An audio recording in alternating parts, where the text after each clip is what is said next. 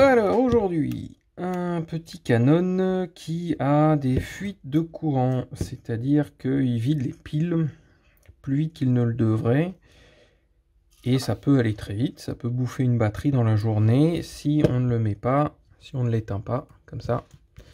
Donc il faut bien penser à l'éteindre, on ne sait jamais. On va regarder pourquoi ça fuit, d'où ça fuit, et ce qu'il faut faire pour corriger le problème. Tout d'abord, il y a un premier truc à faire, c'est simplement vérifier si c'est bien une fuite ou s'il y a un autre problème. On va vérifier en utilisant un multimètre. Ce qu'on va faire, c'est qu'on va se brancher en série sur la pile. Donc on va mettre la pile dans le bon sens, c'est mieux. Tac. Une fois qu'on a mis la pile, on va intercaler trois petites choses. Là, j'ai une bande de métal fine, comme ça, que j'ai collé à un bout de plastique qui est isolant. Et je vais mettre une autre plaque de métal, comme ceci, faire un petit sandwich. Et ce sandwich-là, je vais venir l'intercaler entre le côté plus de la pile, ici, et la borne qu'on voit là. On a ici la pile, avec le plus et le moins. Ici, on va avoir l'appareil photo.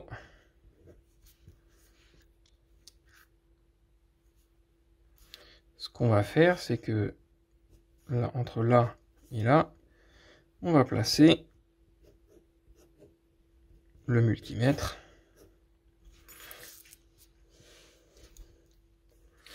Donc, chacune de ces petites plaques métalliques va être liée à une des bornes là.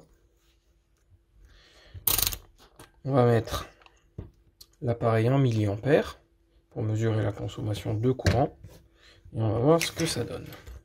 Donc, on va mettre ça là, hop. On va mettre celle-là au-dessus, voilà. Alors, il faut bien faire attention, évidemment, qu'il n'y ait pas de contact entre ces deux plaques et que la plaque du dessus ou celle d'en dessous ne touche pas le montant de l'appareil. Il ne faut pas que ça touche nulle part, il faut vraiment que ça touche que la pile et le contact. Faire attention, par exemple, au petit ressort qui est là. Donc, une fois qu'on a fait ça, on va positionner une fiche là, une fiche là, et là, on a 0. Il est éteint, il est sur L, aucune consommation. Si maintenant je l'allume, hop là. Donc là, ça se met à grimper. Ce qui veut dire que l'appareil, au repos, quand il ne fait rien, consomme 2 mA. Ou un peu plus, 2,3. Alors c'est pas dans ce cas-là, c'est pas une très grosse conso. Ça m'est arrivé d'avoir des appareils qui, à blanc, consomment jusqu'à 15 mA. Et là, vraiment, ça flingue les batteries en très peu de temps. Même si c'est pas beaucoup, c'est quand même trop, il faut qu'il y ait 0. Donc, on va retirer le capot et chercher où est-ce qu'il peut y avoir un petit souci. Dans 90% des cas, le souci, il vient du test batterie, c'est-à-dire que sous ce bouton-là, il y a un petit sandwich de contact avec des isolants. Et c'est souvent ça qui devient imperméable avec le temps et qui laisse passer le courant à travers l'isolant. Donc, on va regarder de ce côté-là tout de suite. Pour le moment, je vais couper ça. Je vais retirer ça. Et on va démonter le capot. Je vais même enlever ça. Hop, tac, la pile aussi. Voilà. Donc, bon, je l'ai déjà fait dans plein d'autres vidéos, mais je vais le faire vite fait. On va retirer ici ça avec les rondelles qui est en dessous. On va prendre un petit bac comme ça, histoire de rien perdre. On va enlever la rondelle en dessous. Ici, on va enlever le petit circlip.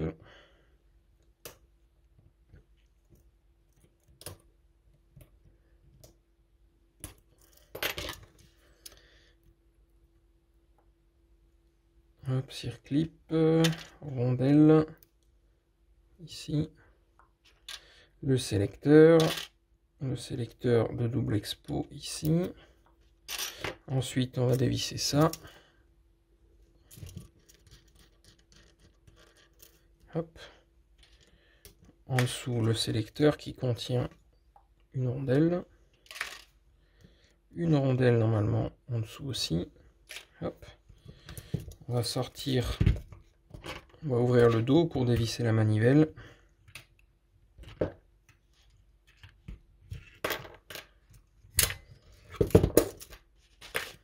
Ensuite, on enlève le petit circlip qui est ici.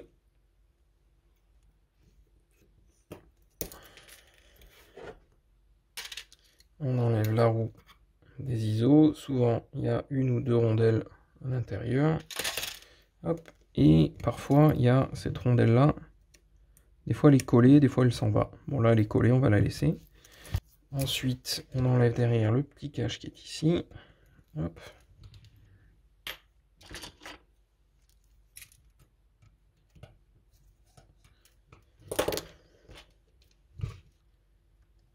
Hop, la vis avec le petit levier. Devant, on va lever là, enlever la vis qu'il y a dedans. Là, on fait un peu gaffe parce qu'il y a une petite bille qui peut tomber et se barrer. Tac. Faire attention, parfois aussi, ici, il y a une petite rondelle dessous. Là, alors, on peut ou enlever la bille qui est là. Si elle est un peu grasse, moi, je préfère la laisser dessus. Hop. Deux petites vis. Et on enlève ça. Qui est en deux parties. La partie noire au-dessus. La partie métallique qui contient la bille. Une fois qu'on a fait ça, on va enlever le cache à l'avant avec les 4 vis qui sont autour là.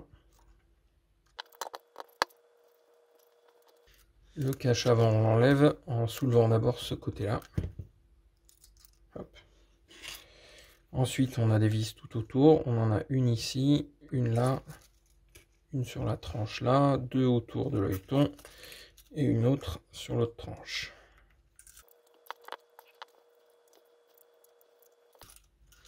Ok, une fois qu'on a enlevé tout ça, il faut faire attention à une dernière chose. Ici, cette petite rondelle autour de la LED, parfois elle est collée, donc elle est collée à la LED. Donc il se peut qu'en essayant de soulever, ça reste collé.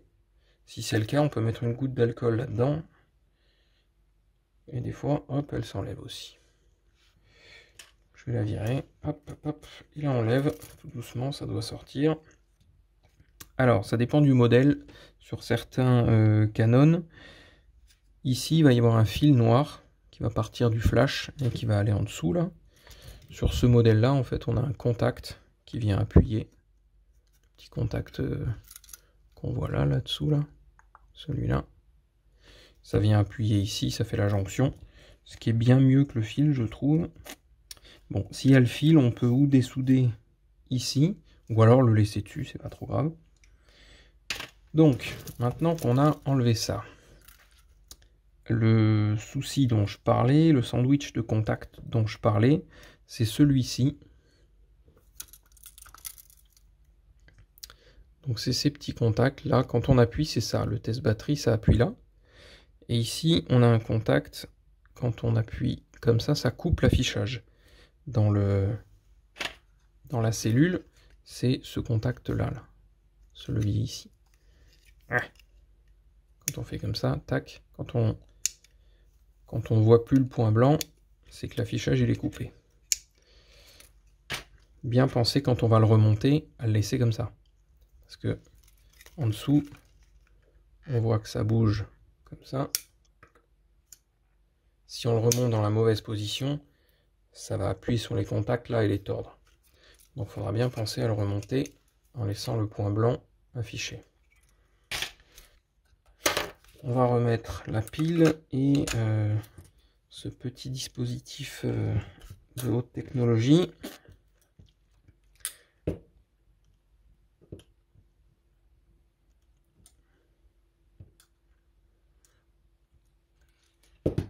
Et on va rebrancher.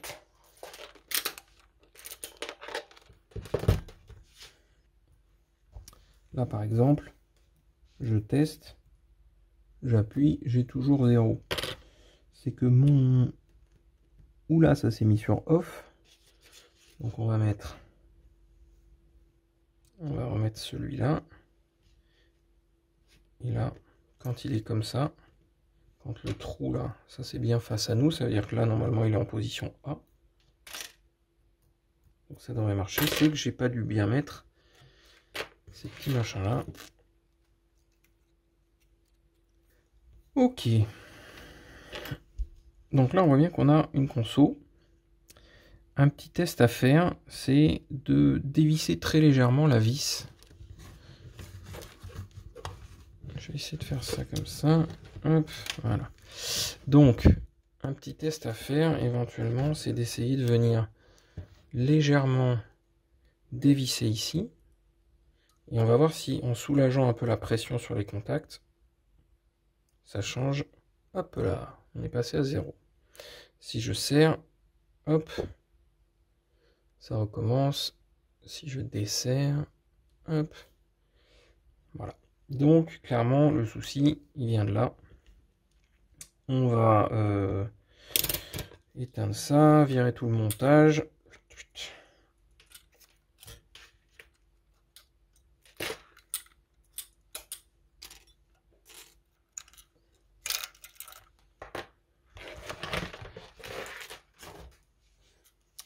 Et on va regarder ce qu'on peut faire pour ça. Plusieurs possibilités. On peut venir retirer, dessouder les deux fils, là, retirer ces deux vis et sortir toute la pièce. Ce sera peut-être plus facile pour nettoyer. Ou sinon, on peut le faire directement sur place. C'est bien de prendre de bonnes photos bien près de la forme que tout ça a. Tout simplement parce qu'une fois qu'on va l'enlever, il faut savoir exactement comment le remettre dans le bon sens. Donc, moi je vais le faire directement dessus, je ne vais pas tout enlever. Je vais enlever la vis.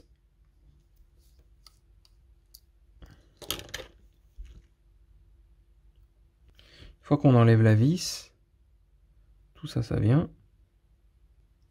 Tout est calé, tout est monté sur cette petite plaque noire qu'on voit au-dessus. De l'autre côté de cette plaque, il y a deux petits points de plastique qui viennent jusque de l'autre côté.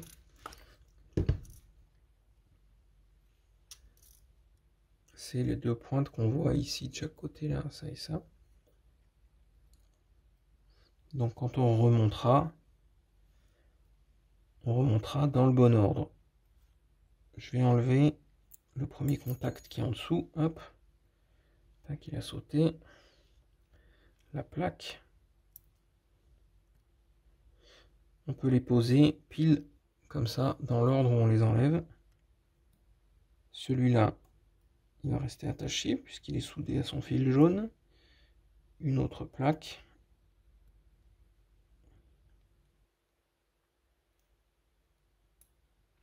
Donc ça, c'est les petites plaques d'isolant dont je parlais tout à l'heure. Hop. Et enfin, le dernier contact. Donc, ce que je vais faire, c'est que pour le moment, ça je vais mettre de côté. Je vais nettoyer à l'alcool toutes ces pièces-là. Puisque le plus probablement, c'est que ces petits isolants-là, bah, ils sont plus très isolants. Donc, on va les nettoyer. Coton-tige, alcool. Donc celui-ci, on va nettoyer la petite plaque noire aussi, hein, pas de raison.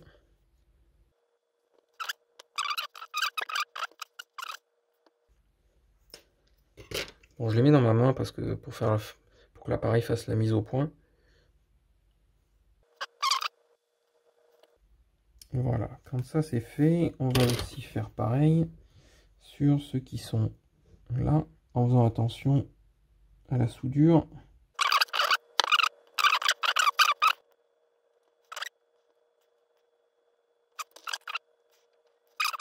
quand c'est propre et sec, on peut y aller.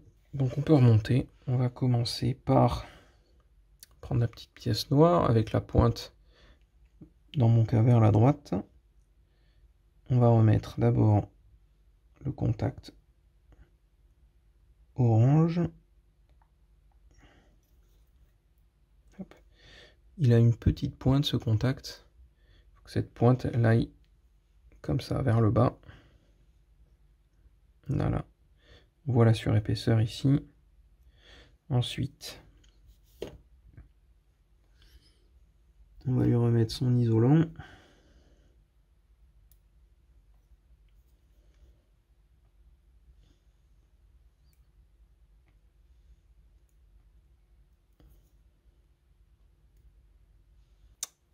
Ensuite, on va remettre le contact jaune.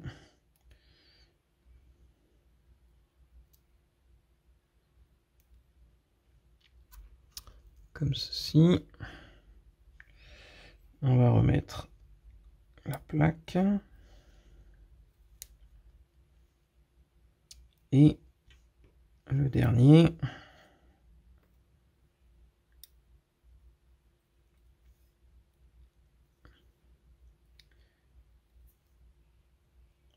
Voilà. Donc là, le petit sandwich il est remonté. On peut le reposer là-dessus.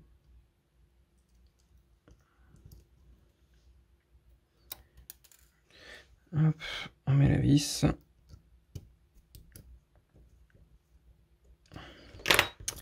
Voilà. Si tout est bien, normalement tout doit être bien à plat. Il ne doit pas y avoir de surépaisseur nulle part.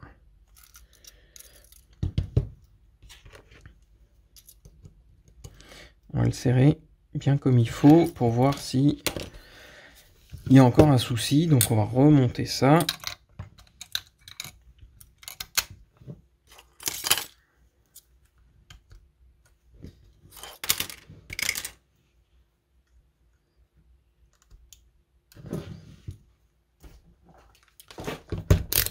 Et on va retester.